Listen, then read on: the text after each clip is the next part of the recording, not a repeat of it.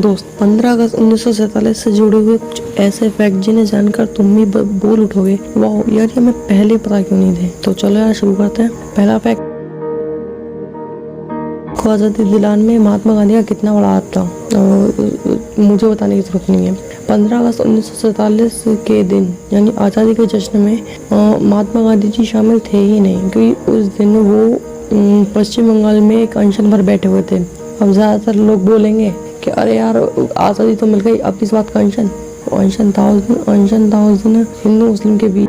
मैं हिंदू, मैं मुसलमान, मैं सिख, मैं फलाना, मैं ढिमका बैठे थे और इसी वजह से वो आज़ादी के जश्न में शामिल नहीं हो पाए।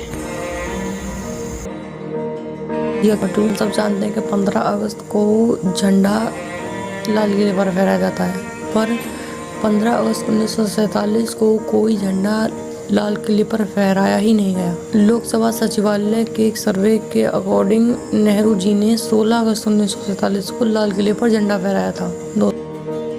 हम 15 अगस्त को राष्ट्रगान गाते हैं जो कि जन गण मन है, पर 15 अगस्त 1947 को जिस दिन हमारा देश आज़ाद हुआ, इस दिन अपना कोई राष्ट्रगान था ही नहीं। ये बात नहीं है कि राष्ट्रगान लिखा हुआ नहीं था। जनगण मन 1911 में ही रविन्द्रनाथ टैगोर जी लिख चुके थे, पर इस राष्ट्रगान का दर्जा 1950 में मिला। 15 अगस्त को एक फ्रीडम फाइटर हैं अरबिंदो घोष का जन्म ही 15 अगस्त 1872 को हुआ था, तो उनके जन्मदिन के रूप में भी हम 15 अगस्त को मनाते हैं।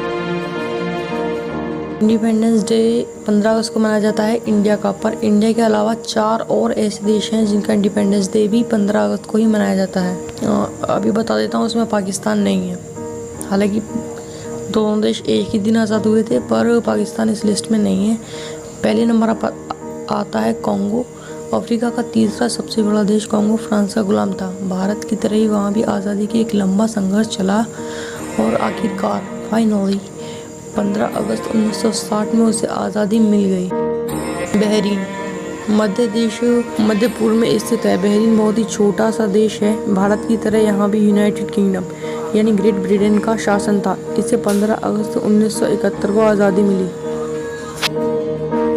साउथ कोरिया पर जापान का शासन था। साउथ कोरिया पर जापान अपना रूल चलाता था और साउथ कोरिया वहाँ का गुलाम था। पर भारत से 2 साल पहले 1945 को साउथ कोरिया भी आज़ाद हुआ जापान से।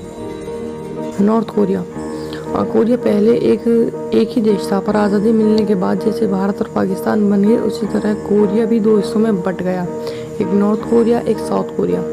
तो देश के बंटवारे के बाद नॉर्थ कोरिया 15 अगस्त 1945 की शाम को अपना इंडिपेंडेंस डे मनाता है।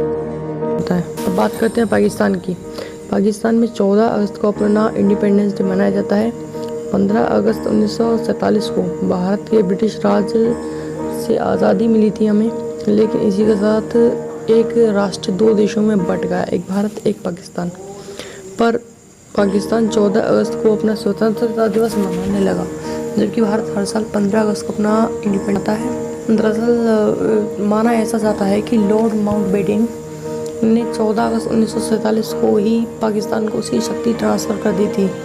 वो अपने देश में कुछ भी कर सकता था, ताकि 15 अगस्त के दिन पाकिस्तान के जो ऊंचे दर्जे के अधिकारी थे, जो आला अधिकारी थे, वो इंडिपेंडेंस डे मना सकें और दिल्ली के कार्यक्रम में शामिल हो सकें। जबकि कुछ लोग एक वजह और मानते हैं कि भारत को आज़ादी मिली थी 15 अगस्त 1947 को 12 बजे, पर पाकिस्तान का समय भारत के समय से 30 मिनट आगे है, इसलिए वहाँ के हिसाब से आज़ादी उन्हें मिली 14 अगस्त रात 11:30 बजे। इसलिए पाकिस्तान में 14 अगस्त को स्वतंत्रता दिवस मना दिया जाता है। नए फैक्ट के बारे में बात करते हैं। ये जो स्क्रीन पर आप देख रहे हो, ये सारे फ्लैग अभी देख रहे हो, ये इंडिया के ही फ्लैग हैं और ये इंडियन फ्लैग का एवोल्यूशन है। इंडिया के फ्लैग अभी तक 6 बार चेंज हो चुके हैं और जो अब है हमारा फ्लैग, वो ये है जो 1947 में बना था। उससे पहले 1906 में, 1907 में, 1917 में, 1921 में, 1931 में और अब 1947 में, और जब से लेकर अब तक यही फ्लैग है और आगे भी यही रहेगा। एक फैक्ट और, 14 अगस्त की मिडनाइट को यानी आधी रात को जवाहरलाल नेहरू ने अपना एक ऐतिहासिक भाषण दिया, ट्रस्ट विद डेस्टिनी, जबकि वे देश के पहले प्रधानमंत्री 15 अगस्त को बने। यानी 14 अगस्त को पहले उन्होंने एक भाषण दिया था, ट्रस्ट विद डेस्टिनी, और अगले दिन प्रधानमंत्री बन गए। इस भाषण को पूरी दुनिया ने सुना था, लिटरली पूरी दुनिया ने।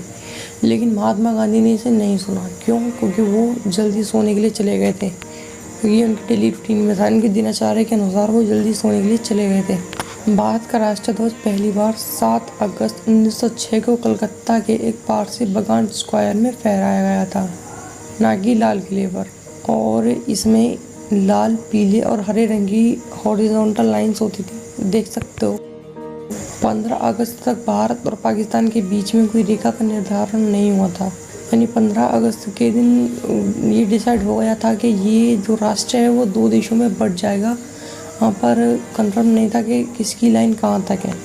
तो ये लाइनिंग हुई थी 17 अगस्त को रेड क्लिफ, और 17 अगस्त को इस लाइन को रेड क्लिफ घोषित कर दिया गया। तो 15 अगस्त 1947 को दिन क्या था? 15 अगस्त 1947 को दिन था शुक्रवार।